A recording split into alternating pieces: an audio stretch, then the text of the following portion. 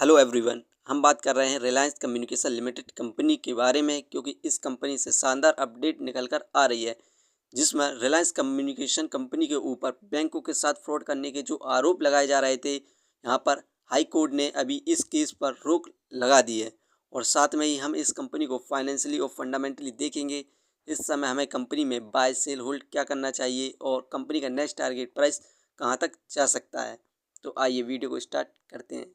दोस्तों, Reliance communication limited company का share price अभी ₹1.11 चल रहा है। आज के दिन इस कंपनी में हमें 4.72% के रिटर्न्स देखने को मिल रहे हैं।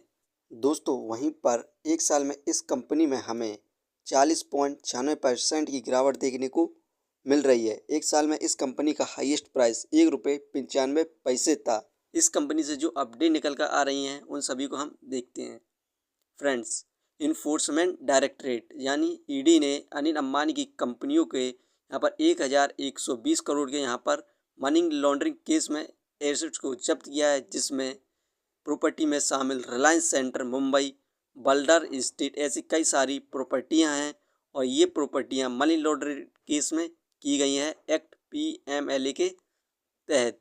इससे पहले ईडी के द्वारा बैंकों के साथ जो फ्रॉड किया गया है, रिलायंस कम्युनिकेशन ने किया था, उससे रिलेटेड 8,997 करोड़ की प्रॉपर्टी जब्त की थी। अभी तक यहाँ पर ईडी के द्वारा अनिल अंबानी और उनकी ग्रुप की कंपनियों की 10,117 करोड़ की प्रॉपर्टी को जब्त कर लिया है। यहाँ पर पूरा केस यहाँ पर ईडी के द्वारा जो छानबीन किया जा रहा है वो 17,000 करोड़ का है। दोस्तों, यहाँ पर जो सेकंड अपडेट निकल कर रही है उसे देखें तो यहाँ पर मुंबई हाई कोर्ट ने जो 3 बैंकों के द्वारा यहाँ पर अनिल अंबानी की कंपनियों के ऊपर जो बैंकों के साथ फ्रॉड करने का आरोप लगाया जा रहा था, उसे यहाँ पर मुंबई हाई कोर्ट ने उस केस को अभी होल्ड कर दिया है, क्योंकि यहाँ पर हाई कोर्ट के द्वारा कहा गया है कि आपको पहले अनिल अंबानी को यहाँ पर नोटिस बता भेजना चाहिए था, जिसके बाद इस कंपनी में हमें ज़बरदस्त तेज़ी देखने को मिल रही है। इस कंपनी के हम फंडामेंटल देखें तो मार्केट कैपिटलाइजेशन 296 करोड़ जो कि पेनी स्टॉक्स है, उस हिसाब से मार्केट कैप फिलहाल बहुत बढ़िया है। डेप्थ ऑफ इक्विटी -0.49, बहुत तगड़ा डेप्थ है। ये कंपनी एक बैंकक्रप्ट कंपनी है जो कि 2019 में हो गई थी। रिटर्न ऑफ इक्विटी 0.22, ये हमें पर ईयर 1% के रिटर्न्स भी प्रोवाइड नहीं कर रही है, क्योंकि इस कंपनी में हमें लगातार गिरावट देखने को मिल रही है। अर्निंग पर शेयर -36.67 नेगेटिव में है।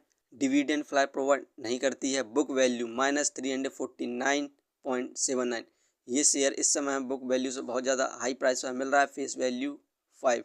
दोस्तों, इस कंपनी के फंडामेंटल बिल्कुल भी ठीक नहीं है। इसे हम फाइनेंशियली देखिए क्वार्टरली बेसिस पर, तो सितंबर में 2,286 करोड़ का लॉस हुआ, दिसंबर में इंक्रीज़ हुआ 2,379 करोड़ का लॉस हुआ, मार्च में इंक्रीज़ हुआ 2,502 हुआ, जून में इंक्रीज़ हुआ 2,560 करोड़ हुआ, सितंबर में भी इंक्रीज़ हुआ 2,701 करोड़ हुआ। यहाँ पर जो अभी क्वार्टर एंड का रिजल्ट आया उसमें भी इस कंपनी को लॉस हुआ है। यहाँ पर आप देख सकते हैं क्वार्टरली बेस इस कंपनी को लॉस होता जा रहा है।